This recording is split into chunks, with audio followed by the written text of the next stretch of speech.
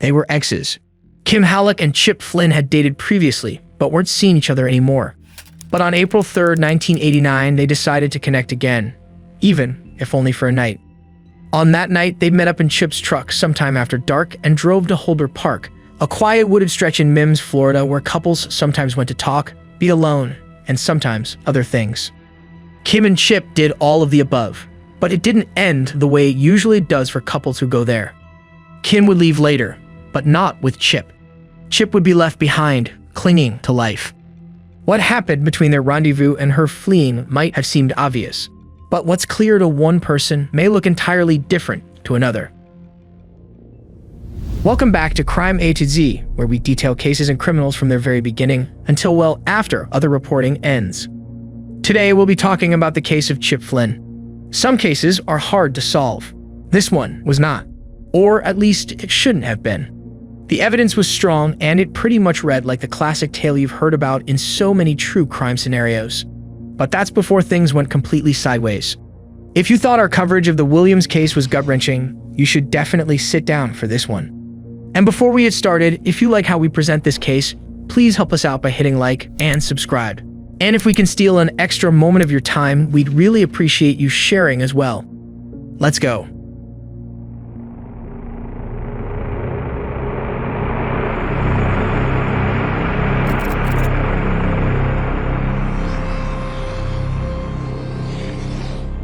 Kim Hallock called 911 to report that her ex-boyfriend Chip Flynn had been shot. She told the dispatcher that they had been attacked and that Chip was still out there. When asked where he was, she directed them to a dirt road near JJ Road in a remote orange grove. Two Brevard County Sheriff's deputies, Sergeant Diane Clark and Deputy Mark Rixey, were the first to respond. But getting to the scene would not be easy. For starters, Kim was no longer there. In that pre-cell phone era, she had driven to a friend's house a few miles away and called 911 from there. She provided various directions to Chip's location, and after 3 failed attempts and much lost time, an officer finally went to pick her up so she could show them directly. They arrived to the scene just over 30 minutes after the call to 911. Kim stayed behind in the car with one of the officers, while Clark and Rixey attempted to locate Chip down the pitch-black dirt path. They found Chip lying on his side, still alive, lucid, and able to talk. His hands were tied behind his back, and he had a single gunshot wound to the chest. Officer Clark cut the shoestrings that were used to tie his hands and began administering first aid. The officers asked him to describe what happened and who did this to him. But no matter how many times they asked, he would only respond, "Get me out of here. I want to go home." At some point, Chip stopped breathing, and Officer Clark began trying to resuscitate him. Despite her efforts, 21-year-old Chip, who his family described as someone who you rarely saw without a smile on his face, would not survive. He had passed away by the time the paramedics arrived at 1:57 a.m. He left behind devastated parents, a brother, and 2 sisters. With Chip dead and no statement from him regarding who did this, police had to rely on Kim for answers. They brought her to the station. Kim and Chip had dated in high school. Even though the relationship had ended, 21-year-old Chip and 19-year-old Kim are reported to have maintained an on-again, off-again relationship. Chip had begun dating another woman and shared his excitement about his new relationship with his family and friends. Chip was steady and dependable, working at a local plumbing company to make his own way. At the station, Kim was calm and cooperative. She described a robbery gone wrong. She said that Chip had called her about 10 p.m. that night, then came over to visit her. She said they watched a movie for about an hour, then headed out in his truck to Holder Park, a local baseball field. There, she said they smoked marijuana and that at some point, Chip showed her a gun that he kept in the glove box of his truck, a .22 caliber revolver. After a while, she said that someone showed up and appeared next to their car. Told Chip, "There's a black guy on your side," and he rolled up the window real quick. Okay. How long approximately was it after the black male walked by that Chip got out of the truck? It had been about 20 minutes, maybe a little longer. I heard him say, "Wait a minute, hold on, wait a minute, man." And I just looked and I saw a black guy, and Chip had a gun in his glove box. I took the gun out of the glove box and stuck it under some jeans that were next to me. Okay, what was the arm? What did it look like? Flat, black gun. I'm not quite sure it was black, it was dark. It was a little hand pistol. It wasn't a big gun. He tied Chip's hands together. He made Chip... How did he tie his hands? With the shoelace. In front or in back? Behind his back. What position is Chip in at this time? He was on his knees when he got his wallet out of his pants. Chip was on his knees. Okay. And he opened up the wallet, and then he threw it at me and told me to take out the money and count it. And approximately how much money was in the wallet? $185. Okay. She described how she said they drove to the orange grove. Yeah. Black male's driving, you're sitting in the center, Yes. and Chip is sitting on the right passenger seat. Yes. Alright, so after the truck stops, does he shut the truck off? Yeah, he shut the truck off. He yanks me with him, and Chip tried to get out with me, but when Chip tried to get out, he shut the door, and Chip kind of kept the door open a little bit. I got away. I ran around the truck to the passenger side. I opened the door, and just as I got to the door and opened it, got about 1 foot in, the black guy came after me back around the same way I went, behind the truck, grabbed my arm, yanked me back out, and I fell on the ground by the back rear tire of the truck on the passenger side. And he was like next to me with one arm around me and a gun at my face. Chip, his hands were behind his back. He leaned out of the truck and somehow shot at the guy, and the guy stepped back. Chip dove out of the truck.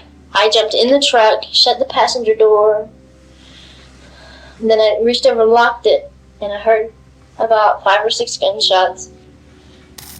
She said that she then started the truck, drove off, and went to call 911. Her account was clear, confident, and detailed, walking through the events calmly and without hesitation, certain about every detail. The terrifying encounter would even be summarized in a few words on Chip's obituary. Setting aside the harrowing nature of the crime and Kim's confident retelling of it, some things simply did not add up. What was the most concerning was that her story shifted across retellings. While in her taped statement, she claimed that her assailant tied Chip's hands behind his back, she had previously told a different deputy that she herself had tied them after the man had demanded her to do so. It was not a trivial change, nor was it a detail that someone would forget or accidentally get wrong. And while she originally stated that the assailant drove them to the orange grove, she would tell Chip's parents a different account on the night of the killing, that she shifted the gears for the assailant while the assailant merely depressed the clutch. Chip's parents actually recorded other parts of Kim's statement to them. He told me to get in the truck and to start the truck, but I just leaned in, I pushed the clutch and took it out of gear and started the truck. And he tried to grab me and make me get in the truck, but I got away from him and got behind Chip. And he told me, he was telling Chip to shut up, and Chip's like, just let her go, take the truck, take the money, just let her go. So then the black guy told us both to get in the truck. So then we're going down the road, and I'm trying to untie Chip's, he made us put our heads down. And I'm trying to untie Chip's hands while we're going down the road. He was taking us to wherever he took us, out to Parish. The black guy stopped the truck, turned it off, grabbed my arm and tried to yank me out of the truck and tried to keep Chip in the truck. And while we were in the truck driving, Chip found the gun that I had put under the jeans, and he tried to get the gun behind my back in the seat to where if he shot, he wouldn't shoot me. He wouldn't miss, but I couldn't move. And I couldn't move without the black guy noticing because he had the gun to my side. And he yanked me out of the truck. He was trying to keep Chip in the truck, and he wasn't really paying that much attention to me, and I got away from him, and I ran around the truck and opened the passenger door. I stuck 1 foot in, and just as I stuck 1 foot in, the black guy had my arm and yanked me out of the truck and threw me on the ground and told me I was going to do what he wanted, and I was a slut, or else he was going to blow my brains out. And Chip heard him, and Chip shot at him, and when Chip shot at him, he backed up. He let me go and backed up a step, and I think Chip might have shot him, I'm not sure. And Chip dove out of the truck so I could get in the truck. I got in the truck, and I shut the door and locked it, and I turned around and looked, and I just saw bullets going through the air. I didn't know who was shooting. I thought the black guy was shooting at Chip.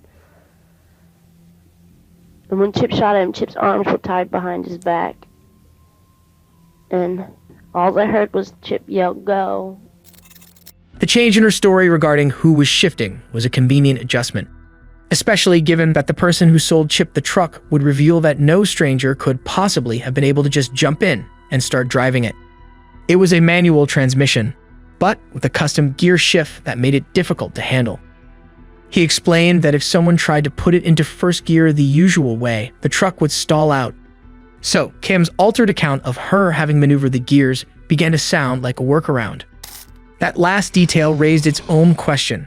How could someone simultaneously steer, point a gun into Kim's side, operate the clutch, and possibly shift gears according to her original account? And, speaking of acrobatics, Kim's claim that Chip was able to reach for and fire a weapon with his hands tied behind his back as she described sounded like pure fiction to the responding officers. Also, Kim described the assailant's gun as a semi-automatic and claimed that as she drove away from the grove after leaving Chip there, she heard 5 to 6 gunshots behind her. But investigators didn't find any shell casings at the scene, and the only bullet recovered was the one that killed Chip. That bullet came from a revolver, like Chip's own gun. And forensics confirmed that the shot that killed him could have been fired from that gun. The problem was that semi-automatic guns eject a shell casing every time they fire. So, if 5 or 6 shots were really fired, there should have been multiple casings scattered around the grove. There were none. And then there was what happened after the shooting. According to incident reports, Kim took her time getting help. She passed in close proximity to several houses, a convenience store that was open 24 hours, a payphone, and even a hospital, but kept driving. It wasn't until she reached the home of one of Chip's friends 3 miles away that she finally stopped and called 911. Had she stopped sooner and called for help right away, Chip might have survived. Officers also noted how Kim never asked about Chip's condition or how he was doing. And what about Chip's statement or his lack thereof? Why did he not name his assailant? According to Officer Rixey, victims are usually eager to help authorities apprehend the person who did this to them. But Chip didn't give them a single clue, description, or even mention of his assailant to help bring his killer to justice. The officers found that extremely strange. They speculated that he may not have expected to die, so he may have been trying to protect someone. There was also context that didn't go unnoticed. Kim was Chip's ex-girlfriend, and she admitted to officers that they had actually argued that night. And it was known that Chip had been seeing someone else, and that Kim was not happy about it. But before those inconsistencies had time to manifest, police were on the case searching for the man that Kim described. They brought in the canine unit and found a set of shoe prints near where the truck had been parked. At first glance, the shoe prints appeared to lead straight to the truck, suggesting they may have belonged to the assailant whose trail ended there when he forced his victims inside and drove away. But upon closer investigation, it was clear that the prints did not stop there.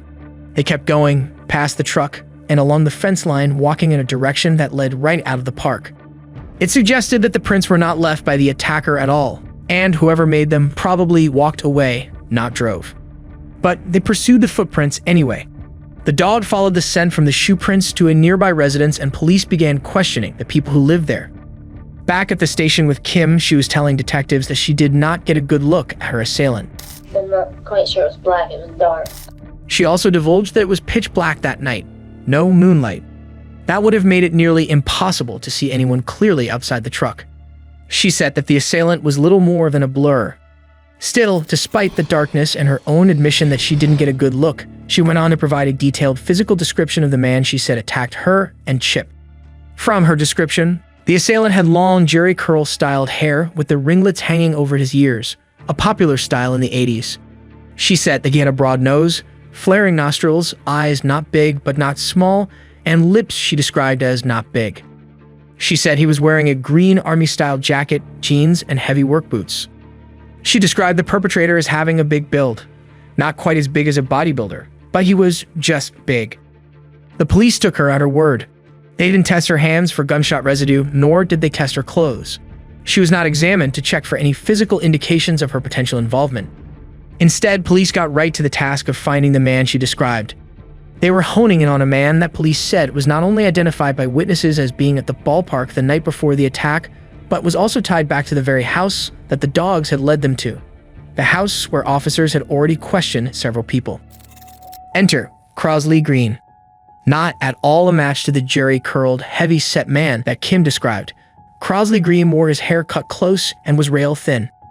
At age 31, Crossley, whom his large extended family lovingly called Papa Green, had earned the nickname after his parents died, and he stepped into a father figure role for his siblings and younger cousins. Although he had run-ins with the law, primarily minor theft and low-level drug charges, he nonetheless earned genuine respect from his family and those around him. The weak physical resemblance made the case shaky from the start, but police pointed to 3 witnesses who claimed that Crossley had confessed to killing Chip to them. But Crossley had an alibi. He said he was at a party at the time of the murder, along with numerous people who could verify it. Police retrieved a photo of him from a prior booking and included it in a photo lineup shown to Kim Hallock. She tentatively identified him, saying that he may have been the attacker. Officer Clark, one of the officers who responded to the scene and attempted to resuscitate Chip, noted how flawed the lineup was. She stated, "I've done photo lineups myself and I've never seen one so obvious as that." She was referring to the fact that Crossley's photo was markedly different from all the others, both smaller and darker, making him stand out among the crowd. He was also in what was called the bull's eye of the lineup, the position where the eye first goes. Crossley's picture was in what prosecutors and police officers called the bullseye. It was smaller, it was darker, it stuck out like a sore thumb.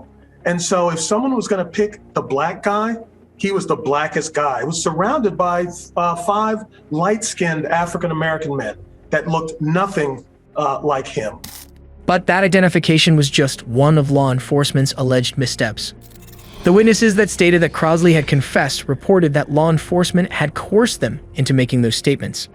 All 3 of them had a criminal record or a vulnerability that police could leverage. One of them was told that he would go to prison if he did not testify. Another, Green's own sister, was reportedly threatened with losing her children if she refused to take the stand against her brother. Additionally, some of the details of those confessions actually contradicted the details that Kim herself provided. In the end, Kim's story was readily accepted as truth by the prosecution, despite evidence that objectively contradicted her claims, while Crossley's statements were rejected as false, despite evidence that supported them. Regardless of the ever-growing list of findings that did not point to Crossley, he was arrested and would face trial anyway. Even though the trial had not begun yet, later interviews would show how law enforcement's choices early on had already reflected their position leading into the trial. When the prosecutor handling Crossley's case would later be asked why Kim's hands were not tested for gunshot residue, nor her body or clothes checked, he responded, "I guess they could have done more examination. I'll give you that." He explained further, "I don't see how there's anything here concrete to tell anybody that Kim Hallock lied." When the reporter conducting that interview was asked why he said that there was no reason to doubt Kim, the reporter said that he told her she was a nice girl from a nice family. Charged with kidnapping, robbery, and first-degree murder, Crossley's trial began August 28, 1990. Crosley was represented by a public defender who had previously worked in the very prosecutor's office bringing the case, but this would be his first capital murder trial. Crosley was offered a deal of pleading guilty to receive a lesser sentence, but stating that he could not plead guilty to something he didn't do, he turned it down. Kim would not testify in court. Instead, the prosecution presented her taped eyewitness account of the abduction and shooting. Their case relied heavily on the alleged confessions made by Crossley to the 3 parties, including his sister.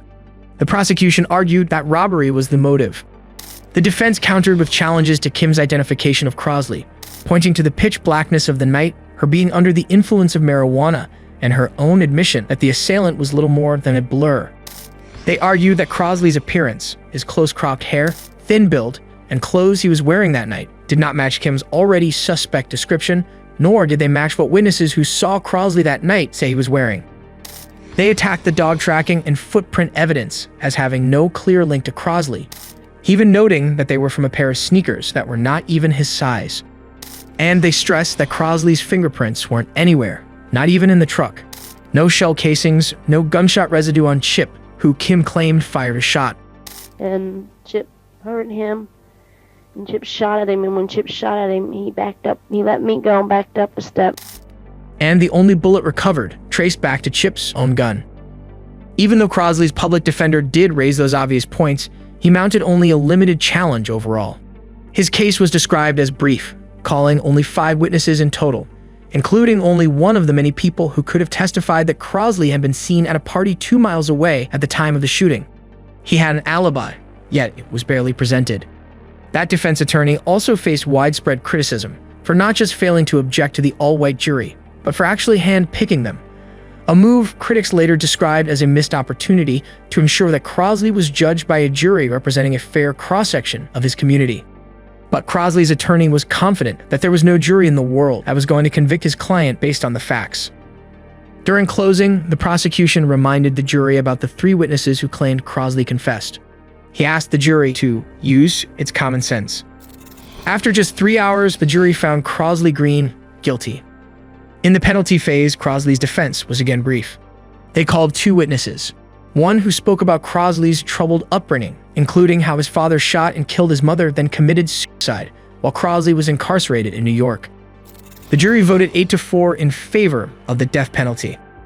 The judge agreed and imposed that death sentence, citing the state's strong reasons and noting there were no factors in Crosley's favor. At least one juror would comment on how Crosley's sister's testimony is what convinced them of his guilt. The sentence had been handed down, but there was still much more to come.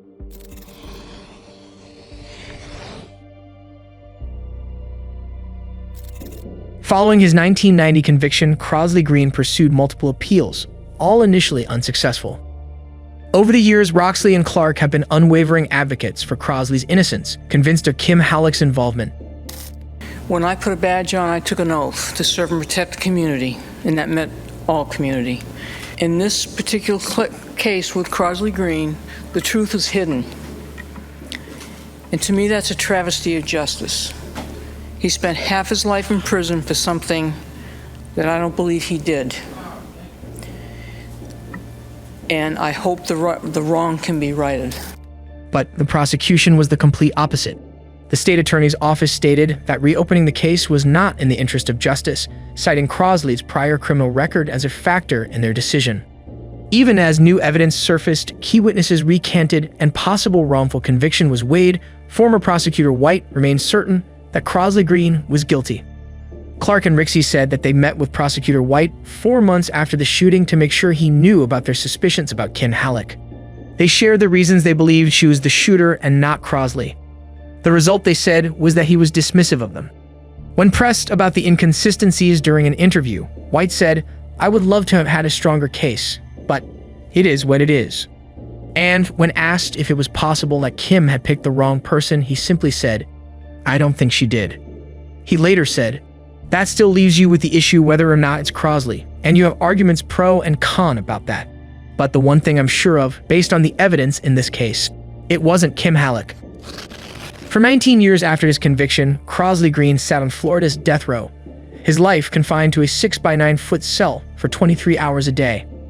He never changed his story, insisting he was innocent and was at a party at the time of the killing. While in prison, he kept fighting his case, filing appeals, and with the help of supporters, pushing for evidence to come to light. Persistence paid off. By 2008, innocence organizations began taking interest in the case. What they found was alarming. Police reports that didn't match, stories that kept changing, and potential misconduct by police. After going through piles of records, they became convinced that from the start, law enforcement was set on reaching one outcome. One significant discrepancy they found involved a diagram shown at trial. There, prosecutors argued that the footprints proved that someone walked up to the truck and left in it, just as Kim claimed, and they used a diagram to prove it. But their diagram did not match the actual crime scene footage, which showed the footprints leaving the park. Footprints after proceeding west will then continue on around just to the outside of this fence. The misrepresentation suggested that the state's version had been reshaped to fit their case. Crosley's new defense team also discovered how law enforcement had pressured a witness named Tim Curtis into lying under oath. Curtis told authorities that he saw a male juror in the courthouse parking lot slide his finger across his throat, a gesture signaling that Crosley was as good as dead. Curtis later admitted that when he was brought in to identify that juror, sheriff's deputies told him that if he admitted what he saw, it would cause a mistrial and Crosley would go free. So, Curtis said he lied on the stand and said that he could not identify the man. even though he saw him sitting in the jury box. The thorough examination continued to expose serious flaws and troubling patterns in how the state built its case. Then, in 2009, the defense made two breakthroughs. First, Crosley was removed from death row after a court ruled that he could not be sentenced to death without proof he was the gunman. Since there was no physical evidence tying him to the crime, his sentence was reduced to life in prison. Also in 2009, another huge breakthrough was discovered. The prosecutor had been in possession of a handwritten note made by an officer that could have helped Crosley, but he never shared it with the defense as required by law. The note indicated that the two white responding officers, Clark and Rixey, had expressed doubts about Kim Hallock's story, doubts that, according to later court filings, could have been relevant to an all-white jury's assessment of her credibility. The state had withheld evidence, and it changed everything. It would take nearly a decade after the discovery of that note, but in 2018, a federal judge vacated Crossley Green's conviction, ruling that he had been denied a fair trial. The court concluded that if the jury had seen the suppressed police notes which cast doubt on Kim Hallock's story, there was a reasonable probability that Crosley would not have been convicted. The ruling marked a major victory, but Crosley was not yet exonerated. The state of Florida quickly appealed the decision, and Crosley remained in legal limbo. Then, in 2021, after spending 32 years behind bars, Crossley Green was finally released from prison, but not cleared. He was placed on house arrest as he awaited the outcome of the state's appeal. Once he was freed, Crosley restarted his life. He found a full-time job as a steel manufacturer, spent time with his family, and even got engaged. And despite all that he had been through, he was not at all bitter. Of course I still have faith in the justice system. I have thought a lot of times that God did this for a reason. God spared my life. I'm still here. You know what I'm saying? He got something planned for me because I'm not sad, I'm not angry, and I don't hate no one. That's all in the past with me. I'm just looking forward. Meanwhile, Florida prosecutors continued to double down. They claimed that the conviction was overturned on a procedural technicality, not innocence. They refused to retry the case, but also refused to drop the charges or clear Crosley's name. Then the ruling came in. In 2022, the Court of Appeals, in a 2-1 decision, reversed the lower court's ruling that had vacated Crosley's conviction. Despite a strong dissent from one judge, the majority concluded that the withheld evidence was not significant enough to have changed the outcome of the trial. That left Crosley with only two options: a petition to the U.S. Supreme Court or the possibility of parole. His team filed a petition with the U.S. Supreme Court, but they declined to take his case. In April 2023, 2 years after he was released and now in his mid-60s, Crossley Green was ordered to return to prison to complete his sentence. He surrendered himself to the Florida Department of Corrections on April 17, 2023. Prior to Crosley's return to prison, Kim Hallock told the Washington Post in an interview, "I testified to the truth. Green needs to go back to where he belongs." Authorities have never re-questioned Kim Hallock, the sole eyewitness whose story formed the foundation of the case. She has never testified in open court or faced cross-examination. Her story has remained unchallenged since 1989. She is now 47 years old and still living in Brevard County with her family. She's reported to have written a letter to 48 Hours in 1999 stating, in part, "The fact is that there are only 2 surviving witnesses from that evening, myself and Crosley. And I'm sure deep down inside, Crosley knows that he is right where he deserves to be." Crosley has forgiven his sister for testifying that he confessed to murder. While others wrestled with how his sister could testify against her own brother, Crosley insists he understands. He explained, "That wasn't her testimony. That was the state's testimony. No matter what, I'm not angry at her." As of the making of this video in late 2025, Crossley Green remains behind bars. He has been a model inmate throughout his incarceration. At that point, with Crosley's only remaining legal option being parole, his team filed for it, requesting early release. But the request was denied. With all legal avenues now exhausted, they have stated that they will petition Florida's governor for clemency. As of today, Crosley's tentative parole date is set for 2054, when he will be 97 years old. Crossley Green's case is one of over 3,400 known wrongful convictions in the United States since 1989. And like many, his was not the result of a single mistake, but a stack of compounded failures. According to the National Registry of Exonerations, nearly half of all wrongful convictions involved official misconduct. Even when such failures come to light, the legal bar to overturn a conviction is staggeringly high. And while DNA has helped free hundreds, the majority of wrongful convictions are not DNA-based and rely instead on new evidence, witness recantations, or confessions from the actual perpetrator. These cases are harder to prove and harder to win, especially decades later. Crossley Green has been fighting to clear his name for more than 3 decades, and counting. That was a lot. What are your thoughts about Crossley and Kim? Please share them in the comments below. And please don't forget to hit like, subscribe, and share if you like how we presented this case. Thanks for watching.